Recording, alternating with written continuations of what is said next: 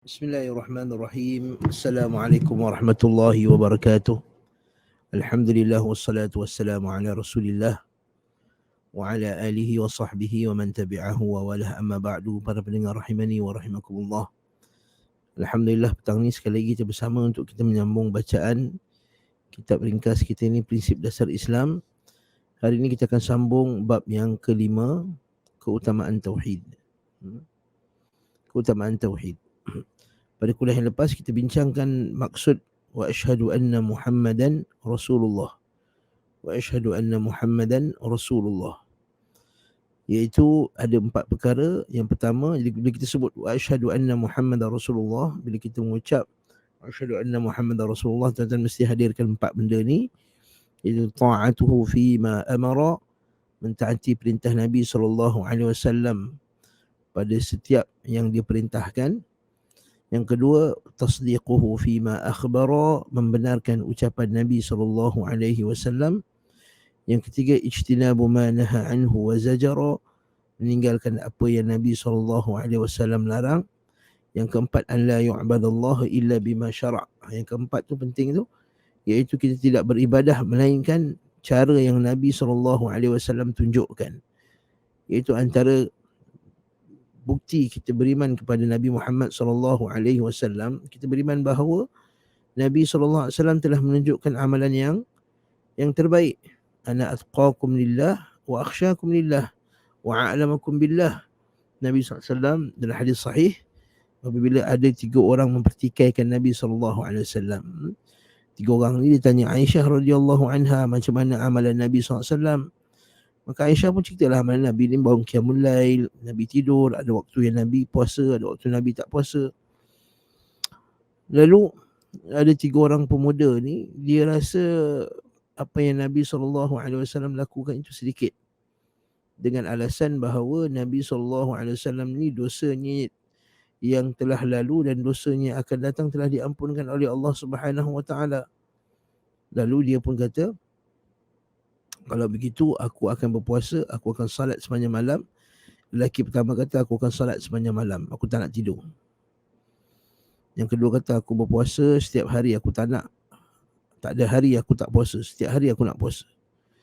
Dan yang ketiga pula, aku tak nak kahwin. Maksudnya dia nak beribadah kepada Allah Subhanahu Wa Taala dengan cara tak nak kahwin, tak nak berkahwin, tak nak bernikah. Maka sampailah berita tersebut kepada Nabi SAW. Lalu Nabi kata, ana a'lamukum lillah, akulah orang paling kenal Allah Subhanahu Wa Taala. Aku paling kenal Allah Subhanahu Wa Taala. Aku paling takut Allah Subhanahu Wa Taala. Aku paling gerun kepada Allah Subhanahu Wa Taala. Oleh itu, dan aku salat dan aku tidur. Aku puasa, ada hari aku tak puasa. Wa ana atazawwaju nisa, dan aku juga berkahwin. Maksudnya bukanlah termasuk daripada nak mendekatkan diri kepada Allah Subhanahu Wa Taala adalah dengan tidak berkahwin. Salah tu. Kalau memang telah ditakdirkan dia tak ada jodoh, atau memang dia terlampau sibuk, dia tak berkahwin, itu lain cerita. Tapi kalau memang dia sengaja tidak mahu berkahwin dengan alasan untuk mendekatkan diri kepada Allah, la rahbaniyata fil Islam, tidak ada kerahiban dalam Islam. Tidak ada kerahiban maksudnya apa? Tidak ada perbuatan tidak berkahwin konon-kononnya untuk mendekatkan diri kepada Allah Azza wa Jalla. Tidak. Jadi kat sini prinsip ni kita kena pegang betul-betul. Terjadinya banyaknya bid'ah, terjadi banyaknya orang melakukan amalan-amalan yang tidak disandarkan kepada Nabi SAW adalah kerana mereka gagal memahami poin yang keempat ni, iaitu tidak beribadah melainkan dengan cara Nabi SAW. Dan cara Nabi itu cara yang paling baik sekali.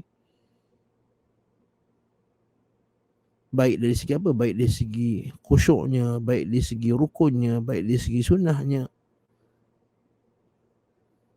Kerana Nabi kata, kerana Allah SWT kata, laqad kana lakum fi rasulillahi uswatun hasanah.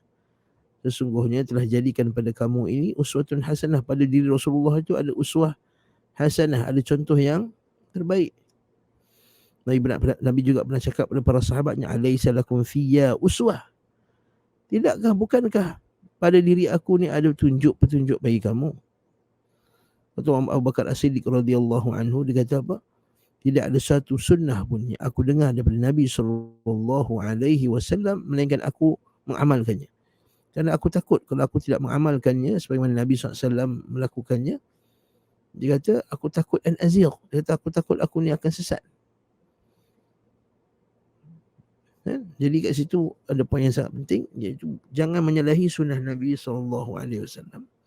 Falyahdharil ladzina yukhalifuna an amrihi an tusibahum fitnatun aw yusibahum adzabun alim. Hendaklah orang yang menyalahi sunnah Nabi SAW takut, berhati-hati, gerun.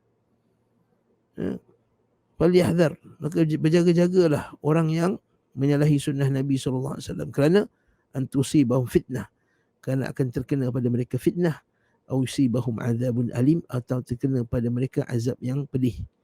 Apa itu fitnah? Iaitu kesesatan. Maksudnya sengaja meninggalkan sunnah Nabi SAW itu adalah satu bentuk jalan kepada kesesatan. Naam. Dan lawan daripada poin yang keempat ni adalah meninggalkan sunnah itu bid'ah. Nanti kita akan tengok dalam buku ni, jadi tajuk khas nanti insya-Allah. Dalam bab bid'ah, bahaya melakukan perbuatan yang tidak ditunjukkan oleh Nabi sallallahu alaihi wasallam. Innallaha hajaza at-taubata an sahibi bid'atin hatta yad'aha.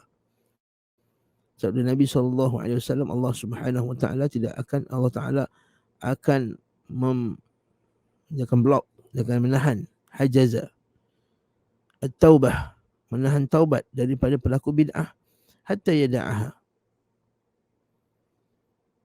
Dalam hadis lain pula, riwayat lain pula, lam yaqbal minhu sarfan wala adla. Lam yaqbalillahu minhu sarfan wala adla. Allah Subhanahu wa taala tidak akan menerima daripada dia sarfan wala adla, apa-apa pun di akhirat kelak. Sebab itulah poin nombor 4 ni, wa alla yu'badallah illa bima alla yu'badallah illa bima alla ya'budallah, boleh juga lah. Alla ya'budallah illa bima syara', hendaklah dia tidak beribadah kepada Allah melainkan dengan telah disyariatkan oleh Nabi SAW. Apa dia punya asal dia, dan apa dia punya asal bagi hadis ni, iaitu man amila amalan laisa alaihi amruna fahuwa raddun. Barang siapa yang melakukan suatu amalan tidak seperti mana yang kami tunjukkan, kata Nabi SAW, fahuwa radd, maka amalan tersebut tertolak.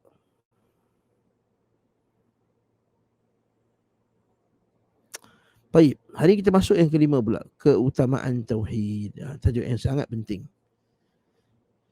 Dan setengah orang dia tak faham apakah kelebihan tauhid, lalu dia tidak menghargai tauhid yang ada pada diri dia.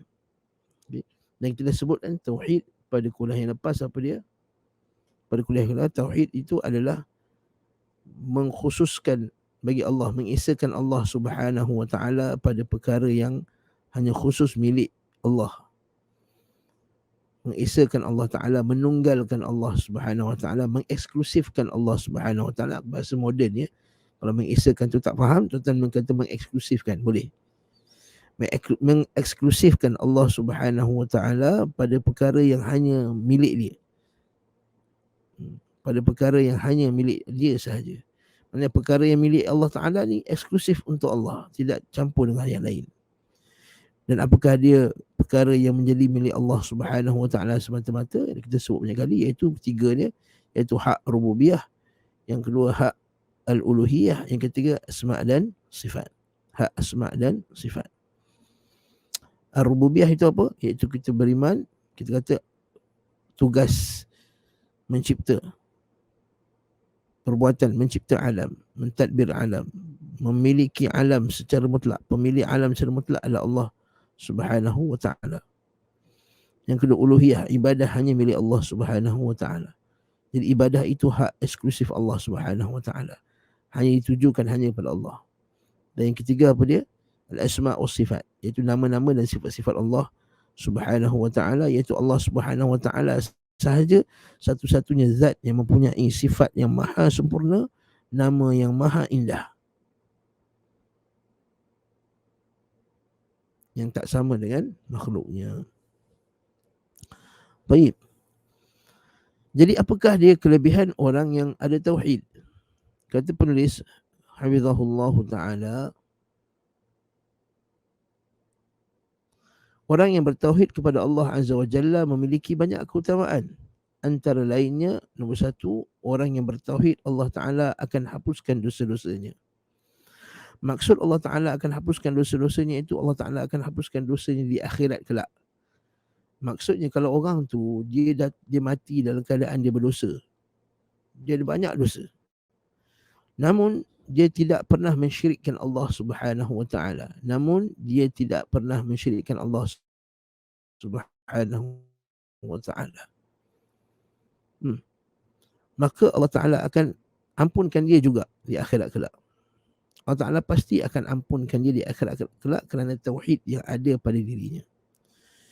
Cuma yang menjadi persoalan adalah apakah Allah Taala ampunkan dia awal-awal lagi ataupun Allah Taala mengampunkan dia kemudian.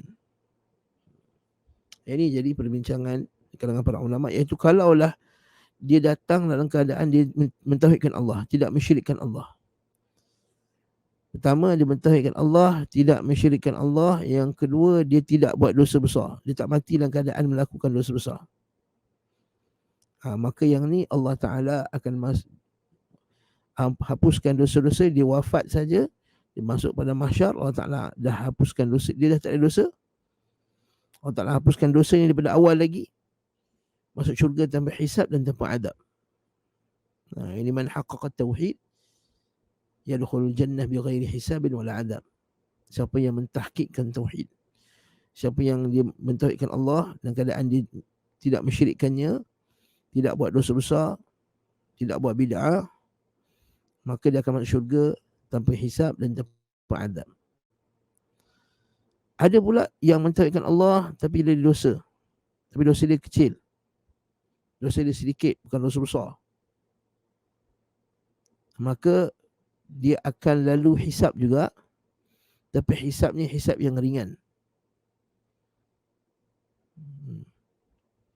Allah Ta'ala kata fasawfa yuhasabu hisaban yasira, maka akan dihisab dengan hisab yang ringan. Tapi ada hadis lain Nabi kata man nuqishal hisab uzib. Siapa yang hisabnya itu diperbincangkan, maka dia diazab. Maka Aisyah radhiyallahu anha, macam mana pula hadis tu ya Rasulullah? Jadi Nabi SAW kata, siapa yang ada dosa tapi dosa dia kecil, sedikit, maka dia punya ard. Innama dzalika ard, maksudnya hanya perbentangan saja. Maksudnya macam orang tu dia ada kitab, dia ada buku dia, cikgu dia suruh buat karangan bahasa Melayu 100 patah perkataan, 200 patah perkataan. Dia punya dia ada kesalahan, tapi kesalahan dia sedikit. Jadi bila dibentangkan tu sedikit saja dia punya, ni silap 1, 2, okey dah, selesai. Maka tak panjang dia punya perbincangan. Yang ni dia kena lalu juga hisab, maknanya kepayahan hisab tu dia terpaksa lalu, tetapi hisabnya sebentar. Level ketiga pula orang yang mentauhidkan Allah Subhanahu wa taala, iaitu dia mentauhidkan Allah tapi dia lakukan dosa-dosa besar. Yang ni dia punya hisab dia panjang.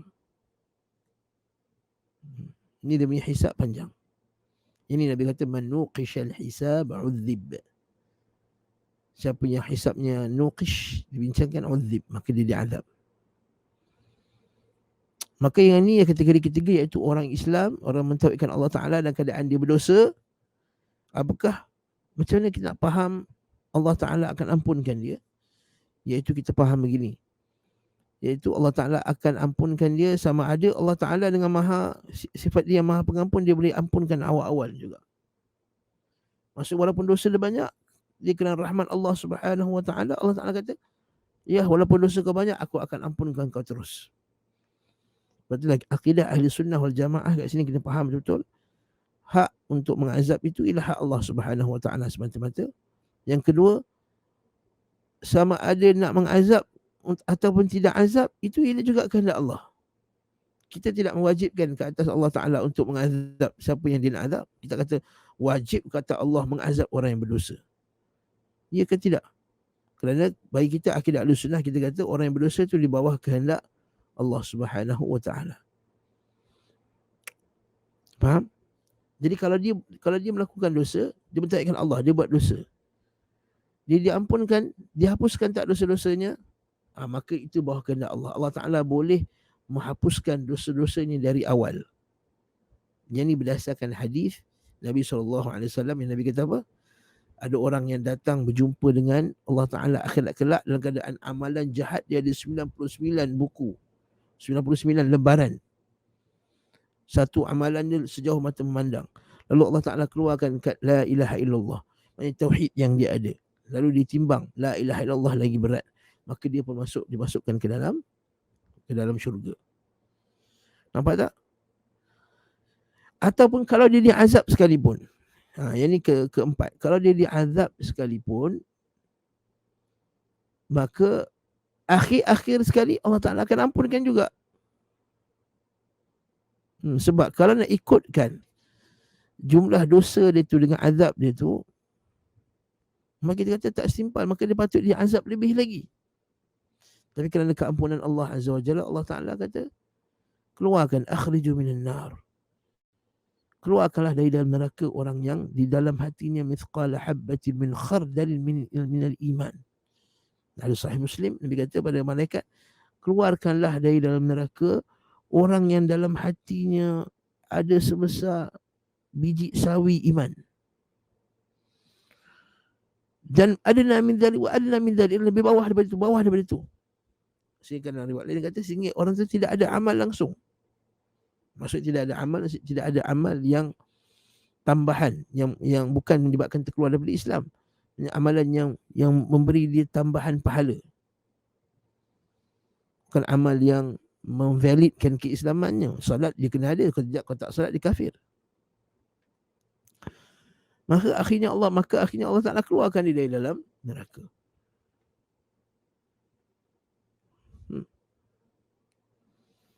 Jadi nampak tak? Macam mana keadaan sekalipun, orang Islam, orang yang mentauhidkan Allah Ta'ala, tak pernah buat syirik, akhir sekali Allah Ta'ala akan ampunkan dosa dia. Ini tidak berlaku kepada yang kafir.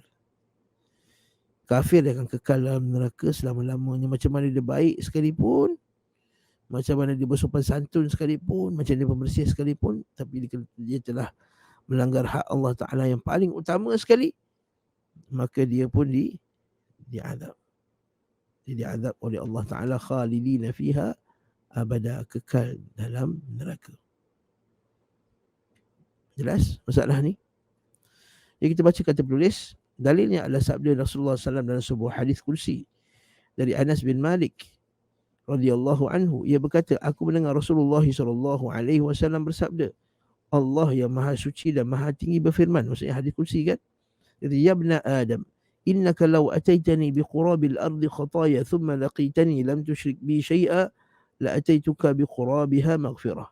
Wahai anak Adam, seandainya engkau datang kepadaku dengan dosa sepenuh bumi, sedangkan engkau ketika mati tidak menyekutukan aku sedikit pun, pasti aku akan berikan kepadamu keampunan sepenuh bumi juga.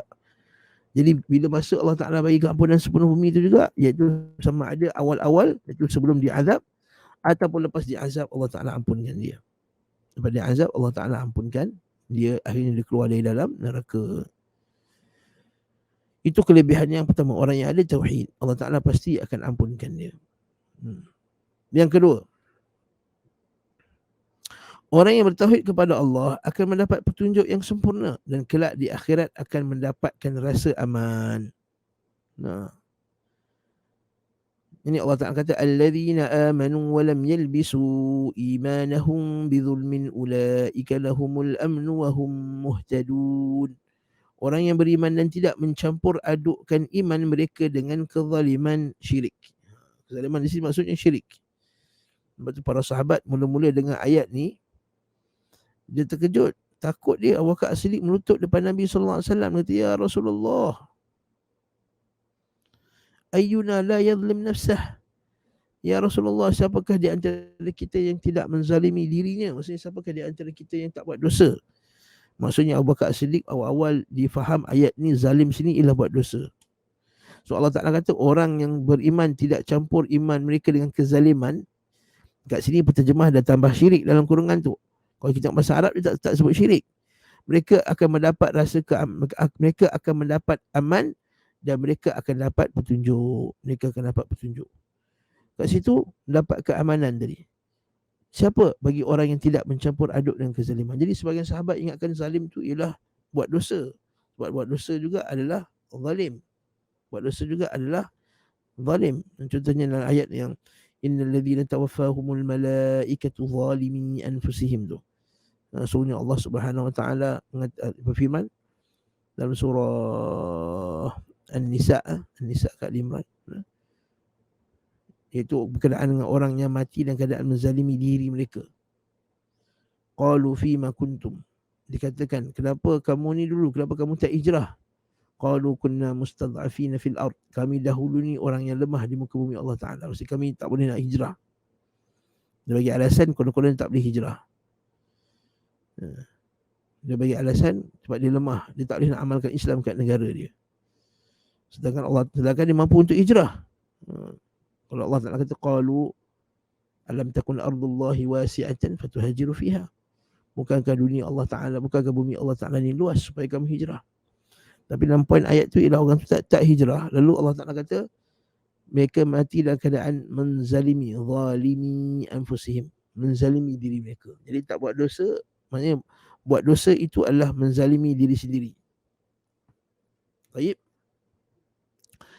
Dan menzalimi diri sendiri ni, barakallahu fikum, luas. Menzalimi diri sendiri ni yang paling tinggi sekali ialah buat syirik. Kenapa dinamakan menzalimi diri sendiri? Kerana apabila mereka buat dosa, mereka telah mendedahkan diri mereka kepada azab Allah. Kullun nasi yaghlu faba'i'u nafsahu famu'tiquha aw mubiquha, kata Nabi sallam. Setiap hari orang itu pada waktu pagi dia keluar, dia hidup je, dia sedar je pagi, dia keluar bekerja, dia keluar ada urusan, dia menjual diri dia sebenarnya. Nabi kata seorang menjual dirinya. Jadi sama ada dijual dirinya kepada Allah Ta'ala dengan mentaati perintahnya dan mentauhidkannya, ataupun mubiquha, atau dia menjualkan dirinya kepada kebinasaan. Betul dia kata famu'tiquha, sebab dia bebaskan diri dia, atau mubiquha, ataupun dia binasakan diri dia. Jadi nampak tak? Jadi bila dia buat dosa syirik, dia telah membinasakan dirinya. Mubiquha, dia binasakan diri dia sendiri. Baik. Jadi ayat ni mula-mula para sahabat ingatkan zalim tu ialah dosa. Lalu kata ya Rasulullah, ayyuna la yadhlimu nafsahu. Siapakah di antara kita yang tidak menzalimi diri dia sendiri? Setiap orang buat dosa ya Rasulullah. Macam manalah kami nak dapat keamanan? Lalu Nabi SAW kata, wahai Abu Bakar As-Siddiq, tidakkah kamu ketahui bahawa tidakkah kamu pernah dengar ucapan Luqman kepada anaknya, ya bunayya la tusyrik billah. Wa idh qala Luqman libnihi wa huwa ya'idhuhu ya bunayya la tusyrik billah. Ketika Luqman berkata kepada anaknya dalam keadaan dia menasihatinya, memberi peringatan kepada anaknya, dia kata apa? Ya bunayya, wahai anakku, la tusyrik billah, jangan syirikkan Allah, inna syirka la zulmun azim. So, syirik itu ialah kezaliman yang besar. Jadi maksud ayat ni, dan orang yang beriman tidak mencampuri iman mereka dengan kezaliman, yakni syirik. Itu tafsir, dan tafsir tu iaitu syirik. Jadi sebesar-besar zalim apa tuan-tuan? Syirik. Yani kita mesti nak angkat keadilan, kita nak adil. Dia buat syirik, dia belum adil lagi. Okey, bagus, betul. Berlaku adil kepada semua manusia itu perintah Allah Subhanahu wa taala. Innallaha ya'murukum bil adli wal ihsan. Allah Subhanahu wa taala memerintahkan kamu untuk melakukan adil dan ihsan.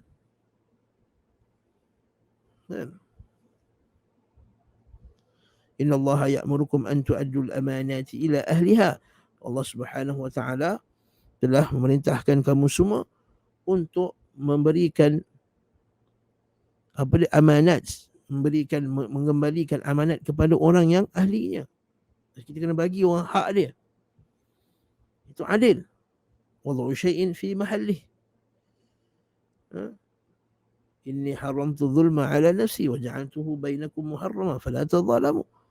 Sungguhnya aku telah mengharamkan kezaliman. Wa ja'altuhu bainakum muharrama, dan aku telah jadikan kezaliman antara sesama kamu ini haram. Fala tadhalamu, maka jangan kamu berlaku zalim. Inna Allah katabal ihsana ala kulli syai' fi kulli syai'in. Fa idza qataltum fa ahsinul qitlah wa idza dhabhtum fa ahsinul dhibhah. Sungguhnya Allah Ta'ala telah menetapkan ihsan pada setiap sesuatu. Maka bila kamu membunuh, maka bunuhlah dengan baik. Bila kamu menyembelihkan dengan baik. Maka barakallahu fikum, iaitu zalim itu dosa. Tapi zalim tidak adil itu satu kesalahan, ini betul. Tapi adil yang paling utama sekali ialah apa dia? Tauhid. Ada satu orang politik bukan Islam di sebuah parti bukan Islam yang terkenal di Malaysia ini.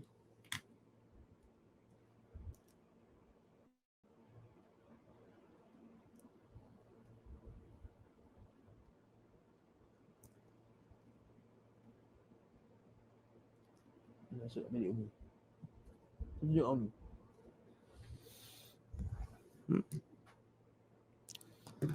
Naam.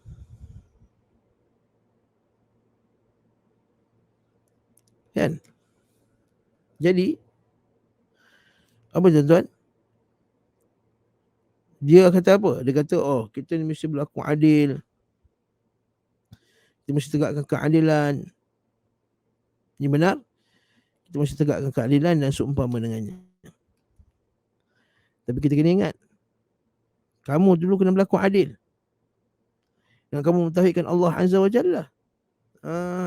Itu nombor satu dulu.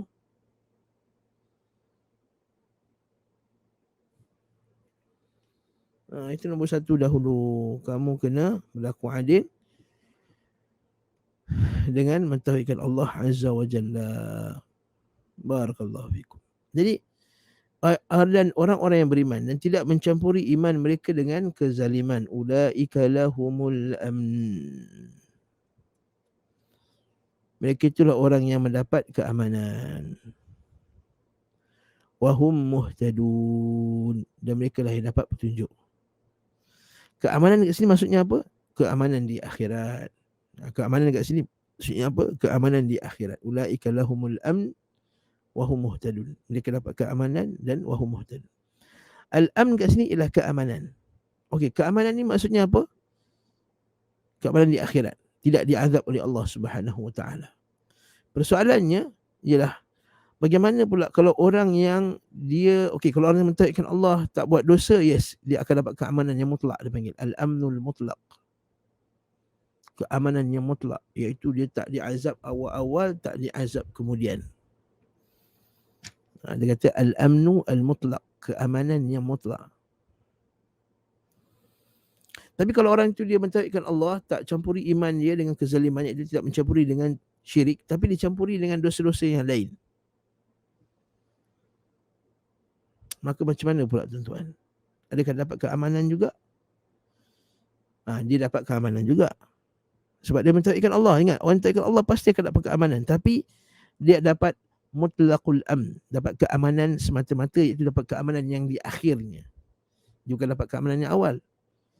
Dia tak dapat keamanan yang mutlak. Keamanan mutlak tu maksudnya daripada awal sampai habis pada mahsyar tu, di akhirat kelak dia dalam keadaan aman.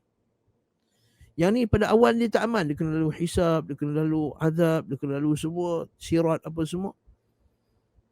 Tapi akhirnya dia dapat keamanan, tak dapat. Ini kita panggil keamanan, tapi keamanan yang kemudian. Keamanan di akhirnya. Mutlaqul amn. Semata-mata keamanan, iaitu last sekali dia dapat juga. Kat situ faham tak tuan-tuan? Rahimahkumullah. Sebab kita nak faham ayat ni, sebab nanti orang kata, Ustaz, kalau macam tu orang mentauhidkan Allah, dia buat dosa, aman jugalah. Tak. Tidak semestinya. Dia terlelah kepada kehendak Allah. Dia terletak di bawah kehendak Allah. Kalau Allah Ta'ala nak azabnya, Allah Ta'ala azabnya. Dan kita kena ingat, hari akhirat ialah hari kemarahan Allah Azza wa Jalla. Orang masa tengah marah, itu manusia masa tengah marah, dia akan hukum. Jadi hari akhirat ialah Allah, kemarahan Allah Ta'ala. Sebab itulah para anbiya pun takut nak bercakap. Para malaikat tak berani nak cakap. Kan? Allah Ta'ala kata apa? La yatakallamun illa man adina lahu ar-Rahman wa qala sawaba. Pada hari tersebut tak ada siapa yang berani cakap. Malaikat yang hebat-hebat semua senyap, takut. Allahu Akbar. Wa qala sawaba. Ulaika lahumul amnu wa hum muhtadun. Mereka itu mendapat keamanan dan mereka dapat petunjuk. Wa hum muhtadun.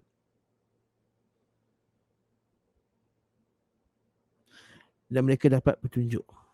Kat sini apa dia tuan-tuan? Orang yang mentauhidkan Allah pasti akhir dapat petunjuk juga. Sebab tuan-tuan nombor satu, tauhidkan Allah.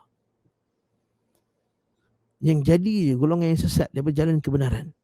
Kalau kita tengok ciri-ciri persamaan mereka adalah mereka ini tak mentauhidkan Allah dengan sebenar-benar tauhid. Mereka mensyirikkan Allah Ta'ala. Sama ada dengan syirik besar atau syirik kecil. Dan syirik ialah sebab kepada penyelewengan. Sebab orang tak dapat petunjuk adalah kerana dia mensyirikkan Allah Subhanahu Wa Ta'ala.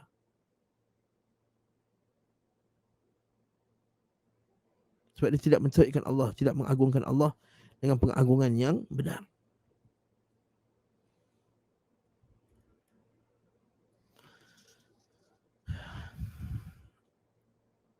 Sama lagi kata penulis, di antara permohonan kita yang paling banyak adalah mohon agar ditunjukkan jalan yang lurus. Kata Allah Subhanahu Wa Ta'ala, ihdinas siratal mustaqim. Tunjukkanlah kami jalan yang lurus. Siratal ladzina an'amta alaihim. Tunjukkanlah kami jalan lurus, iaitu jalannya orang yang telah engkau beri nikmat kepada mereka. Ihdinas siratal mustaqim, siratal ladzina an'amta alaihim. Iaitu jalannya para nabi, siddiqin, syuhada dan salihin sebagaimana firman Allah Subhanahu Wa Ta'ala. Tengok buku ni. Semua man yuti'illaha war rasul fa ulaika ma'al ladzina an'ama Allahu 'alaihim minan nabiyyin wasiddiqin wasyuhada'i wassalihin wa hasuna ulaika rafiqa. Dan barang siapa mentaati Allah dan Rasulnya, maka mereka itu akan bersama-sama dengan orang yang dianugerahi nikmat oleh Allah, iaitu para nabi, siddiqin, syuhada, mati syahid, wassalihin. Itulah dia sebaik-baik teman. Hasuna ulaika rafiqa. Naam. Okey. Faham tak situ tuan-tuan? Barakallahu fikum. Seterusnya, kita juga memohon kepada Allah agar terhindar daripada jalan orang yang dimurkai oleh Allah dan jalan orang yang sesat, iaitu jalannya kaum Yahudi dan Nasrani. Jadi kita minta lindung daripada jalan kaum Yahudi dan Nasrani. Sebab apa? Sebab mereka itu yu'minuna bil jibti wa taghut. Alam tara ila alladhina utu nasiban minal kitabi yu'minuna bil jibti wa taghut wa yaquluna haula ahda minal ladhina amanu sabila. Bila kita kata, ya Allah, aku minta lindung daripada jalan orang yang dimurkai. Siapa jalan orang yang dimurkai? Dan ayat kan, ihdinas siratal mustaqim, tunjukkanlah kami jalan yang lurus. Jalan lurus itu jalan para anbiya, jalan nabi, jalan salihin, jalan sahabat. Bukan jalan orang yang sesat. Jalan orang sesat orang Yahudi dengan Nasrani. Okey, kita tanya, kenapa Yahudi dengan Nasrani sesat? Kerana mereka mensyirikkan Allah Azza wa Jalla. Ya, sebab utamanya sebab mereka tahu kebenaran, Yahudi tahu kebenaran dan mereka tinggalkan kebenaran tersebut. Lalu mereka tinggalkan kebenaran tersebut dan mereka melakukan apakah perkara paling besar Yahudi buat? Jangan tengok dulu Yahudi paling besar kejahatan Yahudi bunuh orang Palestin. Itu betul, itu jahat. Tapi ada jahat yang lagi besar daripada itu orang Yahudi buat, iaitu mensyirikkan Allah Subhanahu Wa Ta'ala. Allah Ta'ala dalam Quran, alam tara ilal ladzina utu nasiban minal kitab. Takkah kamu lihat kepada orang yang diberi sebahagian daripada kitab, iaitu ahli kitab Yahudi dan Nasrani, yu'minuna bil jibti wa taghut. Mereka itu beriman kepada jibt wa taghut. Al jibt itu kan sihir, wa taghut itu berhala-berhala, sembahan selain Allah Ta'ala.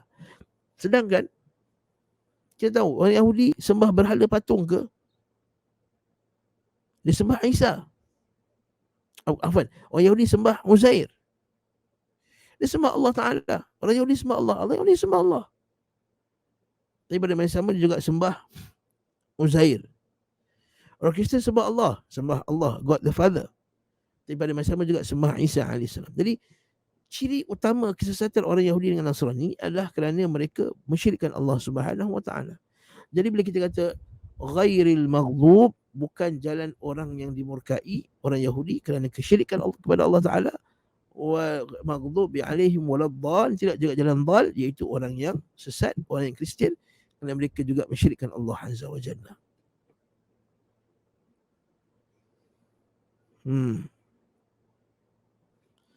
Bukan sekadar itu, dia pula pergi pula berjumpa orang musyrikin, orang Yahudi ni. Dia kata ya yaqulun haula'i ahda minal ladzina amanu sabila. Mereka berkata, oh, orang musyrikin ni lebih berpetunjuk, orang musyrikin ni lebih dapat petunjuk daripada orang yang beriman. Allahu akbar. Orang Yahudi ni jahat, dia kata apa? Orang kafir itu lagi berpetunjuk daripada orang musyrikin Makkah, tu lebih berpetunjuk daripada orang yang beriman. Naam. Jadi kita kena faham, ciri utama yang menyebabkan Yahudi dengan Nasrani itu jadi sesat adalah syirik. Mensyirikkan Allah Azza wa Jalla. Laqad kafara alladhina qalu inna Allaha thalithu thalatha. Baik, kita jangan digress jauh sangat. Kita patah balik pada kitab kita yang ketiga. Apa kelebihan orang mentauhidkan Allah? Orang yang mentauhidkan Allah akan dihilangkan kesulitan dia dan kesedihannya di dunia dan di akhirat. Firman Allah, "Wa man yattaqillaha yaj'al lahu makhraja wa yarzuqhu min haitsu la yahtasib." Dan siapa bertakwa kepada Allah, nescaya Allah akan mengadakan baginya jalan keluar. Ayat 1000 dinar. Ayat 1000 dinar. Yang kebanyakannya dikenal sebagai ayat 1000 dinar. Dia orang pun gantunglah ayat ni. Bukan. Sebenarnya dia akan menjadi jalan keluar jika kita beramal. Dia memberikan rezeki, wa yarzuqhu min haitsu la yahtasib. Dia bagi rezeki dalam keadaan tidak disangka-sangka. Kata penulis, seorang tidak dikatakan bertakwa kepada Allah sehingga dia mentauhidkan Allah Azza wa Jalla. Itu orang yang mentauhidkan Allah, bertakwa kepada Allah dalam ayat, dan orang yang bertakwa akan diberikan jalan keluar dari berbagai masalah hidup. Yes. Kalau kau tanya, ustaz, macam mana orang mentauhidkan Allah Ta'ala ni, dia ini mendapat dihilangkan kesulitan? Dia ada dua sebab. Satu sebab, hati dia bergantung kepada Allah Azza wa Jalla. Orang yang hatinya bergantung kepada Allah Azza wa Jalla, hatinya akan rasa lapang. Okay? Bila orang ambil hak dia, dia tahu. Dia tak mampu nak ambil balik. Dia tak mampu nak dapatkan balik. Dia tahu Allah Ta'ala akan gantikannya di akhirat kelak. Allah Ta'ala akan dapatkan balik haknya di akhirat kelak. Bila dia kehilangan anak, dia tahu kalau dia sabar atas kehilangan anak tu, Allah Ta'ala akan bagi ganjaran yang besar. Apabila dia dizalimi, dia tahu kezalimannya itu akan dibela oleh Allah Subhanahu Wa Ta'ala akhirat kelak. Apabila dia tinggalkan sesuatu kerana Allah Subhanahu Wa Ta'ala, maka dia beriman bahawa Allah Ta'ala akan gantikannya dengan lebih baik di dunia ataupun gantikannya lebih baik di akhirat. Dan dia sentiasa berdoa kepada Allah Azza wa Jalla. Dan walaupun doa tak mustajab di dunia, dia beriman bahawa Allah Ta'ala akan mustajabkan doanya, sama ada Allah Ta'ala memalingkannya daripada keburukan ataupun Allah Ta'ala akan simpan doanya itu sebagai syafaat untuknya di akhirat kelak. Jadi bagaimana orang mukmin tak merasa aman? Tidak merasa apa dia ni? Dihilangkan segala kesulitan. Sulit baginya pun ahwan, ringan baginya. Kerana tahu ada kesusahan yang lebih besar di akhirat kelak. Manusia ni bila tahu ada kesusahan yang lebih besar, maka kesusahan lain tu dia akan jadi nampak ringan. Betul tak? Bila dia pernah kena sakit yang berat, sakit yang kecil tu dia akan rasa ringan. Setelah orang yang beriman dia tahu akan ada yang benda lagi besar. Jadi apa yang di dunia ringan, hayyin. Ringan baginya. Dihilang duit, hayyin, ringan. Di akhirat kelak tu lebih dahsyat. Jadi itu yang pertama. Dan dia hati sentiasa bergantung kepada Allah. Bagaimana orang yang hati bergantung kepada Allah, dia akan rasa takut.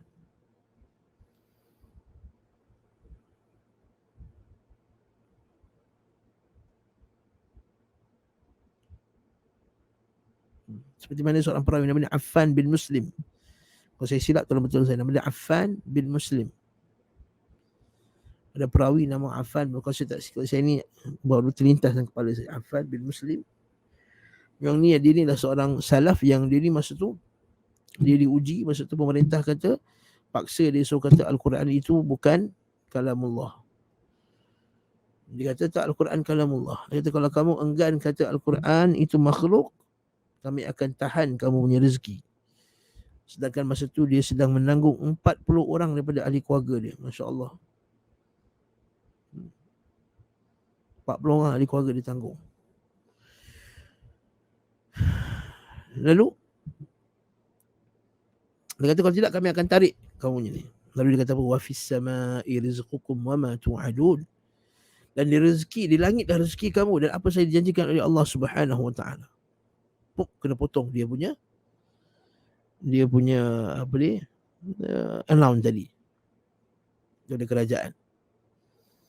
Dan dia balik rumah, ya ahli keluarga dia sedih, Allah apa nak makan 40 orang, ahli keluarga ditanggung oleh dia.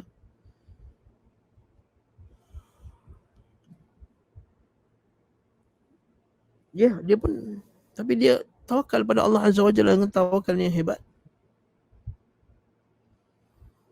Lalu datangnya orang, setiap hari bawa satu bekas penuh dengan duit dalam bekas tersebut. Sebekas duit. Dia kata inilah rezeki kamu kerana kamu tegar di atas, inilah dia duit untuk kerana kamu ni tegar di atas sunnah. Dan bantuan tu tak pernah putus sehinggalah dia wafat. Dan dia tak tahu daripada siapa bagi duit tersebut. Daripada siapa dia dapat duit tersebut. Subhanallah. Jadi ini kita nak orang yang ada tauhid, dia ada keyakinan yang kuat, dia ada tawakal yang kuat. Nabi kata dalam antara sifat 70,000 orang masuk syurga. Tapi hisab apa dia?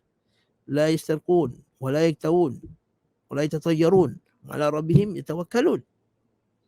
Dia tidak minta orang lain jampi. Dia punya kuatnya tawakal itu tak perlu minta orang jampi. Dia boleh buat sendiri. Dia boleh beribadah. Dia boleh doa sendiri kepada Allah Ta'ala. Walaik tahun. Tak perlu berubat dengan perubatan-perubatan yang menyiksa badan ini. Walaik tatayarun. Tak percaya kepada benda-benda yang sial. Kalau perkara itu bawa sial. Wa ala rabbihim yatawakkalun. Dan dia bertawakal kepada Allah Ta'ala dengan sebenar-benar tawakal. Nampak ayat terakhir sekali. Wa ala rabbihim yatawakkalun.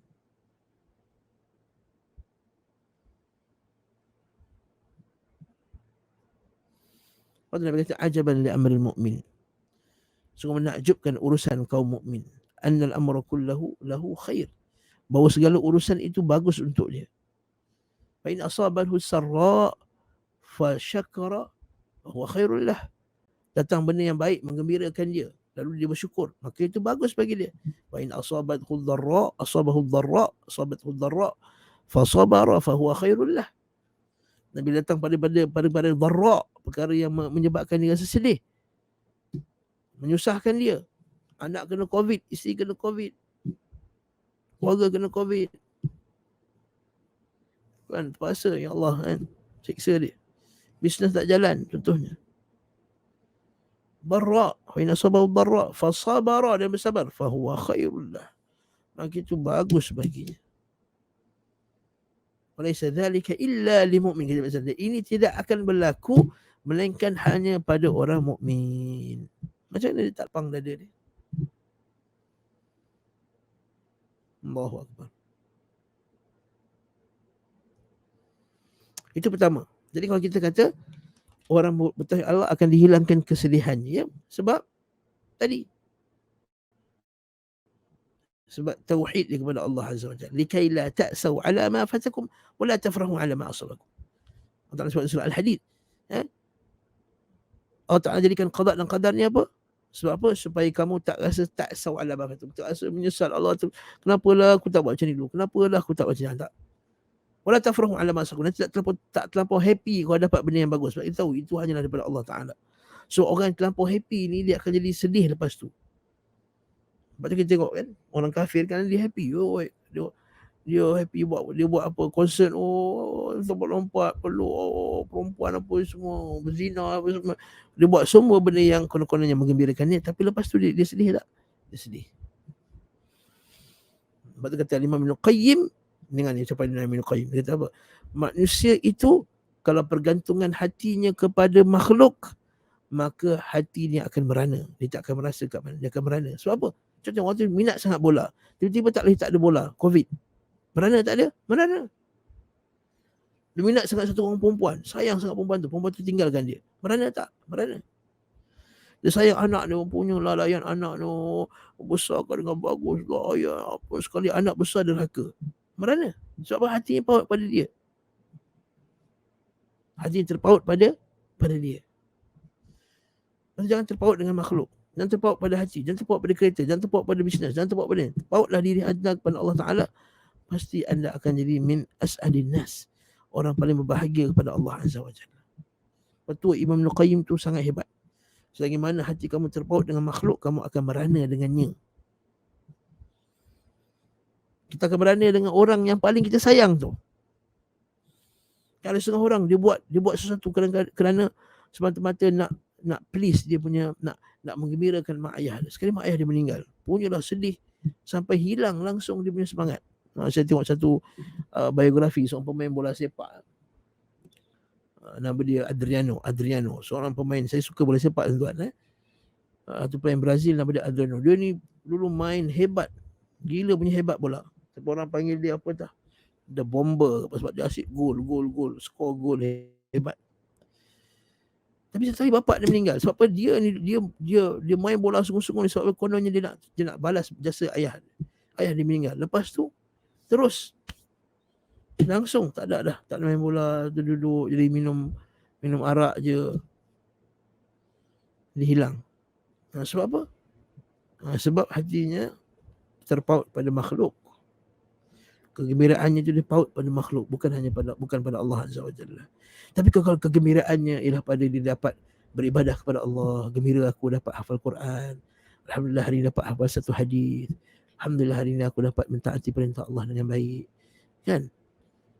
Man sarrathu hasanatuhu wa sa'adhu sayyi'atuhu fahuwa mu'min, kata Nabi SAW. Kalau tak silap saya. Kalau sama ada Nabi ataupun kata ulama. Maksud riwayat itu ialah man sarrathu hasanatuhu, siapa yang kebaikannya, amalan solehnya menggembirakannya,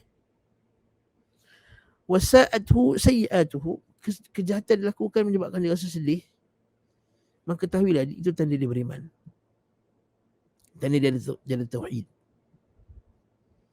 Jadi ini yang pertama tuan-tuan, apa sebab dia ada tauhid? Apa sebab dia tak rasa sedih, gundah gulana? Sebab yang pertama, dia ada tauhid. Hati yang terpaut pada Allah, tawakal hanya pada Allah, rajak pengharapan hanya kepada Allah, rindunya hanya kepada Allah, cinta yang sejatinya hanya pada Allah. Ar-raghbah, kehendak dia, minat dia yang paling tinggi ialah pada Allah Subhanahu wa taala. Ar-raghbah, ketakutan dia yang sebenar ialah ketakutan pada azab Allah ataupun ketakutan pada kemurkaan Allah. Bukan takutnya pada bisnes dia, bukan takutnya pada isteri dia akan diambil oleh orang lelaki lain, dapat isteri cantik, baguslah kahwin isteri cantik, seronoklah dia, happy dapat isteri cantik. Isteri cantik dia pun bekerja lah. Tengok ada orang kacau isteri dia sana, CEO ni kacau isteri dia ni, bos sana orang kaya jutawan kacau isteri. Hati dia tenang tak? Kalau dia tak ada tauhid, hati dia tak tenang, tuan-tuan. Akan risau isteri dia akan diambil. Itu tak sebaliknya. Isteri yang ada suami yang handsome, seronok dapat suami aku handsome. Korang ada ke suami aku handsome? Handsome gila suami aku. Tengok suami dia handsome tu, menyebabkan semua perempuan senang terpikat dekat dia. Dah risau hati dia. Kalau tak ada tauhid, kalau lelaki tu pun tak ada tauhid, dua-dua tu akan susah. Sebab kita tengok artis barat yang paling handsome sekali dan aktris perempuan yang paling cantik sekali kahwin, dapat kebahagiaan tak? Tak dapat kebahagiaan. Jadi itu satu. Yang kedua, kenapa Allah Ta'ala hilangkan kesulitan daripadanya? Sebab orang mentauhidkan Allah Ta'ala ni, dia akan melaksanakan, saya betul ayat balik. Orang yang mentauhidkan Allah Azza wa Jalla ni, dia tahu solusi terbaik hanyalah Al-Quran dan Sunnah Nabi SAW. Dia ada masalah keluarga, orang mentauhidkan Allah Ta'ala kata solusi terbaik ialah Al-Quran dan Sunnah Nabi SAW. Dia ada masalah bisnes, dia kata solusi terbaik ialah ikut Al-Quran dengan sunnah Nabi SAW. Dia ada masalah anak, masalah sekolah, masalah belajar, masalah apa, jalan dia, masalah negara, jalan tak bukan ialah jalan Allah Subhanahu Wa Taala.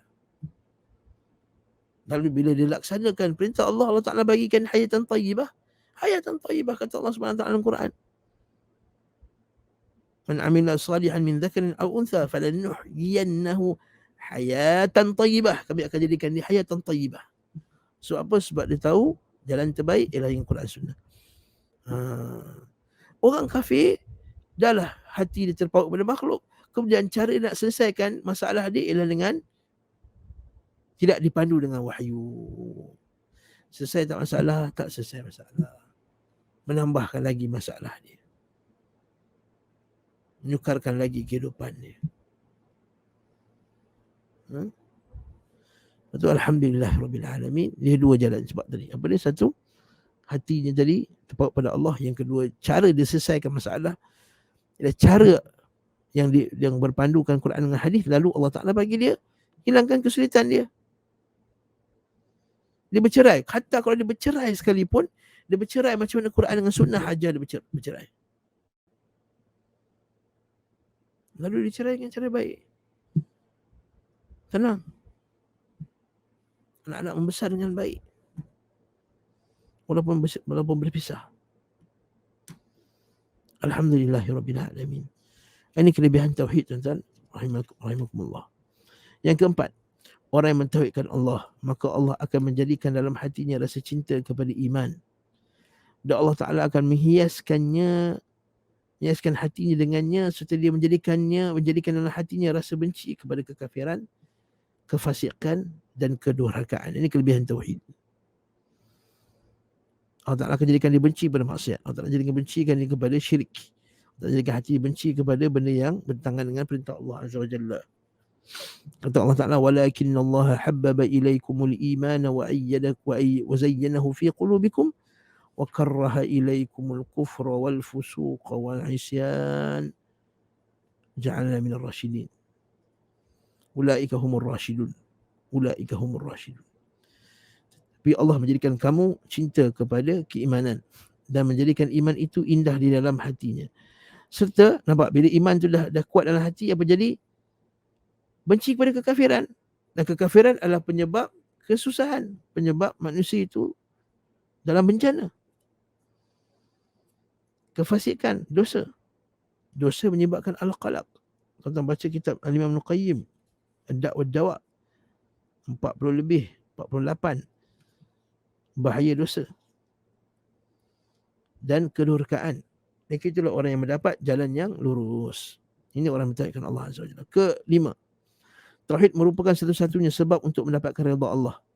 Dan orang yang paling bahagia dengan syafaat Nabi Muhammad SAW ialah orang yang mengucapkan la ilaha illallah. Ini kita sebut banyak kali dah kan.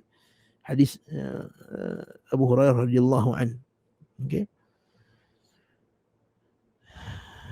Iaitu apa dia? Siapakah orang yang paling bahagia dengan syafaatmu ya Rasulullah? Maka Nabi kata orang paling berbahagia dengan syafaatku di akhirat kelak orang mengucapkan la ilaha illallah khalisan min qalbih. Yang benar-benar khalis, ikhlas, murni, semata-mata nak Allah Subhanahu wa taala dalam hatinya, maka Allah Taala, maka dia adalah orang paling bahagia dengan syafaat Nabi Muhammad sallallahu alaihi wasallam. Juga dengan hadis yang saya pernah baca juga, kita ulang. Dan saya tak bosan untuk ulang hadis ni. Ya. Nabi, hadis sahih Muslim, likulli nabiyyin da'watul mustajabah. Setiap nabi itu ada doa yang mustajab. Fata'ajjala kullu nabiyyin da'watah. Maka setiap nabi selain Nabi Muhammad sallallahu alaihi wasallam, dia telah menggunakan doa mustajabnya itu di dunia lagi. Fa amma ana, adapun aku, inni ikhtaba'tu da'wati syafa'an li ummati yaumal qiyamah. Adapun aku simpan doa mustajab aku tu sebagai syafaat bagi umatku di akhirat kelak. Wa hiya na'ilatun insya-Allah, dan dia akan didapati, maksudnya syafaat itu akan didapati insya-Allah liman mata min ummati, bagi siapa yang di kalangan umatku yang mati, lam yusyrik billahi syai'a, tidak mensyirikkan Allah Subhanahu wa taala dengan sesuatu pun. Yang kelima, yang keenam, Orang yang mentauhidkan Allah Azza wa Jalla dijamin masuk syurga. Sabda Nabi SAW, "Man mata wa huwa ya'lamu annahu la ilaha illallah dakhala jannah." Barang siapa mati dalam keadaan dia mengetahui, mengetahui maksud dia yang benar, bahawa tidak ada ilah yang berhak diibadahi dengan benar melainkan Allah, maka ia masuk syurga. Ya'lam, keadaan dia ada ilmu. Juga dengan hadis, "Man mata la yusyriku billahi syai'an dakhala jannah."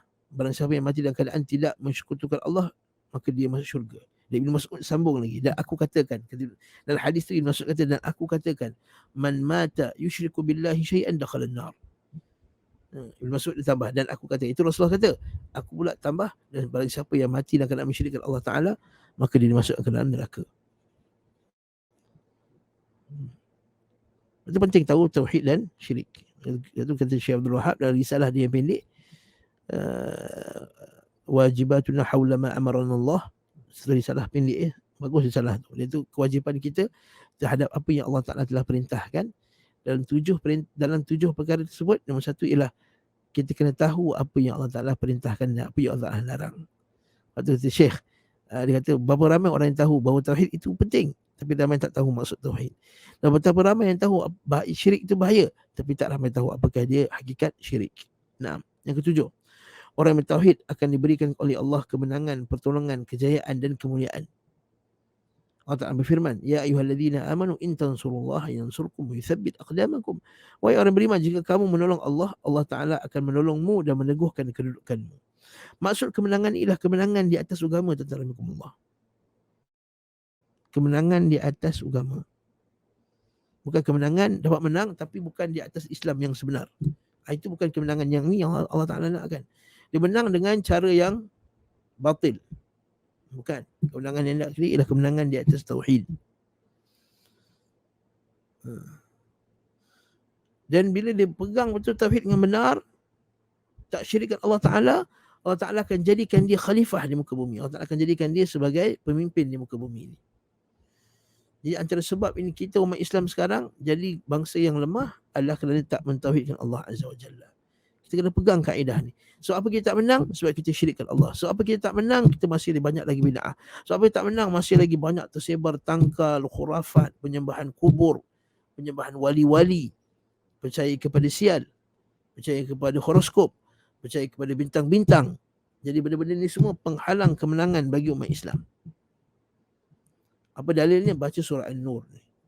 Baca surah An-Nur. Dan Allah telah menjanjikan kepada orang yang beriman di antara kamu dan mengerjakan amal saleh, bahawa sesungguhnya Allah, dia akan menjadikan mereka berkuasa di muka bumi.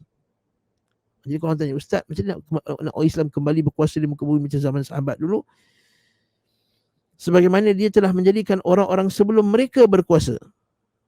Sahabat radhiyallahu ta'ala anhum. Dan sungguh dia telah meneguhkan bagi mereka agama yang telah diradainya untuk mereka. Dinahum alladhi tadalahum. Dan dia benar-benar akan mengubahkan keadaan mereka, sudah mereka dalam ketakutan menjadi keamanan. Maksud dari ketakutan kita akan jadi aman. Jangan takut nak pergi China, umat Islam Uyghur dalam ketakutan dekat China. Allahu Akbar. Umat Islam di Palestin dalam ketakutan. Umat Islam di India dalam ketakutan. Umat Islam di Singapura tak nak zahirkan keislamannya dengan jelas. Kat Singapura tak boleh kata agama Yahudi dengan Nasrani sesat, kena ekstremis nanti. Cuba buat. Kita kesian dengan ikhwah kita, sahabat-sahabat kita di Singapura. Ustaz-ustaz kita yang tegar di atas tauhid dihalang, ditahan. Ini hakikat kerajaan kufar. Umat Islam di Amerika, di setengah negara barat tak boleh menzahirkan Islam yang sebenar. Dia menjadi Muslim, tapi tak boleh jadikan Islam yang sebenar. Menegakkan tauhid al-wala' wal-bara' dan seumpama dengannya tak boleh. Jadi Allah Ta'ala janjikan ketakutan ni akan jadi keamanan. Kamu akan berkuasa dan dia akan jadi aman bagi negeri kamu. Bila masa? Ketika mereka tetap beribadah kepada-Ku dengan tidak mempersekutukannya dengan sesuatu pun. Dengan syarat dia mentauhidkan Aku dan tidak mensyirikkan Aku dengan sesuatu pun. Tapi barang siapa, nampak syarat dia apa? Syarat tauhid. Mereka tetap beribadah kepada-Ku dengan tidak ya'budunani wa la yusyrikuna bi syai'a. Tapi barang siapa yang telah kafir sesudah perjanjian itu, maka itulah dia orang-orang yang fasik. Maka siapa yang langgar perjanjian tu untuk mentauhidkan Allah Azza wa Jalla, maka dia fasik. Maka Allah Ta'ala tak bagi kemenangan. Jadi sebab Allah Ta'ala tak bagi kemenangan ialah kerana kita tak mentauhidkan Allah Azza wa Jalla. Jadi kalau kita kenapa Islam tak menang? Sebab kita tak ada asbab kemenangan. Asbab kemenangan tu banyaklah. Tidak bergaduh, tidak berperang sama umat Islam. Wala tanaza'u wa tafshalu wa tadhhabu rihukum. Yang kamu berselisih, wa tafshalu, kamu akan gagal, wa tadhhabu rihukum, dan kamu akan hilang rasa kasih sayang di antara kamu.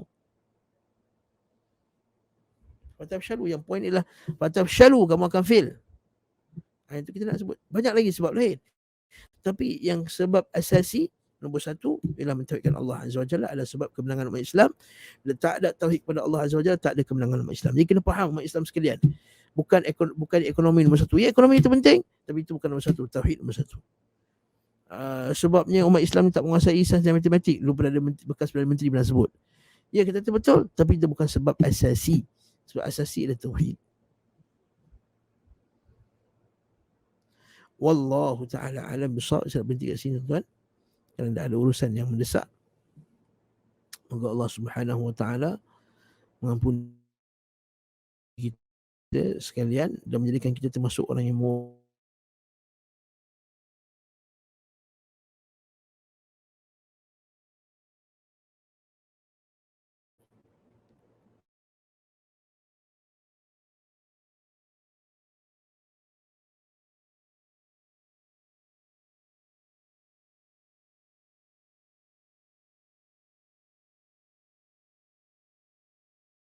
Allahumma wa bihamdika asyhadu an la ilaha illa anta astaghfiruka wa atubu ilaik. Wassallallahu ala Muhammad wa ala alihi wa sahbihi wa sallam. Alhamdulillah rabbil alamin.